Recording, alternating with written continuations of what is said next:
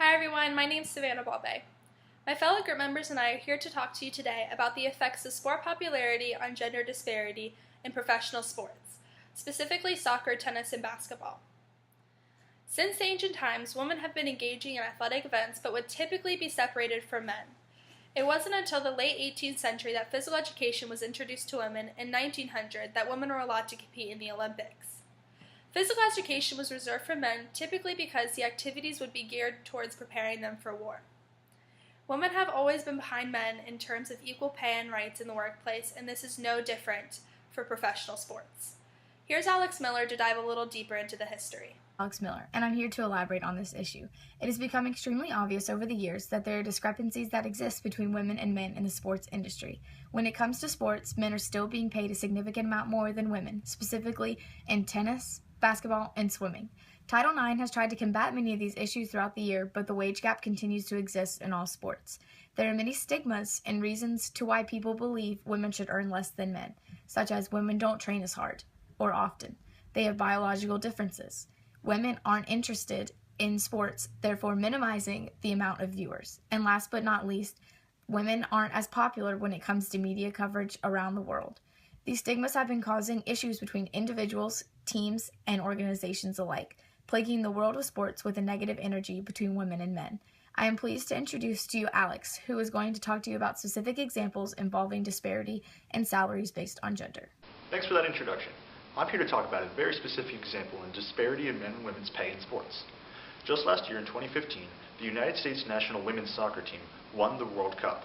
However, in 2014, the men's team was eliminated in the round of 16.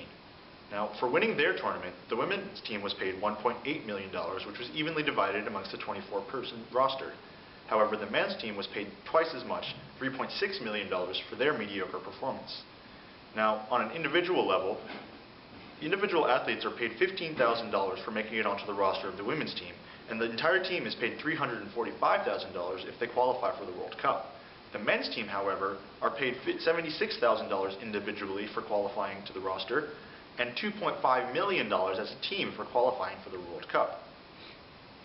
Alex Morgan, one of the highest paid female soccer athletes in the world, makes an average of about $500,000 annually, whereas most upper-level male athletes make more than $50 million a year. And that doesn't include any additional winnings they may earn or any side contracts they may have, such as sponsorships or endorsements.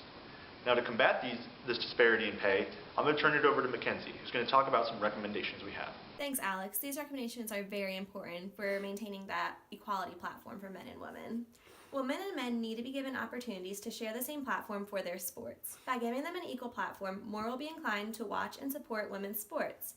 If men's and women's basketball was emphasized equally, then there would be higher recognition of the female sport, which could benefit in more pay.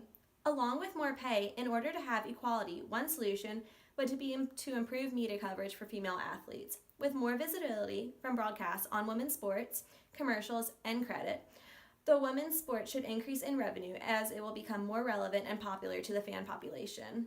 If we emphasize female sport tournaments as much as male tournaments, such as the Super Bowl, women will gain more recognition, pay, and viewers in their sports. Having more women sponsoring products in the market will add popularity and coverage in sports as well. I would like to introduce Gianna, who's going to talk to you a little more about the importance of these recommendations. Thanks, Mackenzie. Hello, I'm Gianna, and along with this, females need to be represented in a more positive way in sports.